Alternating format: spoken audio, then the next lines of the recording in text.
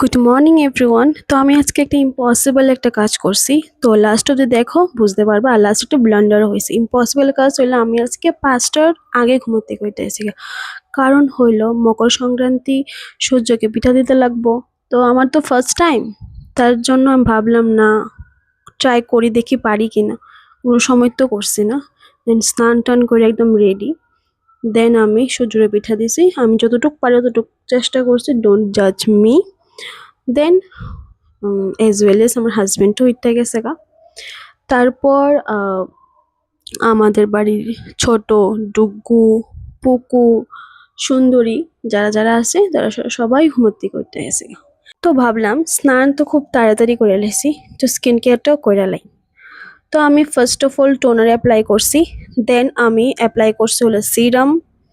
আর আজকে আমার খুব তাড়াতাড়ি খিদা লেগে গেছে গা, তো ঘরে একটা প্রোটিন বার আছিল। তো আমি এটা দিয়ে কাজ চালাইছি।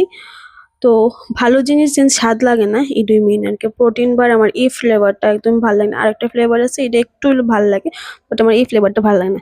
যাই হোক, আমি সব কিছু স্কিন কেয়ার করে লেছি। Toner, serum, moisturiser, sunscreen. Sunscreen খুব ইম্পর্টেন্ট। তারপর আমি রেডি হয়ে আসাইরা আমি গেছি গা বাড়িতে, কারণ মা কল করছে যাওয়ার লিগা। মা তো একদম শকড। আমি 5টার সময় ঘুমোতে কইটা সেরা আমি এই স্নান করছি, পূজা দিছি, দিয়া সেরা একদম প্রায় 6টা না 7টার সময় বাড়িতে আয়া পড়ছি।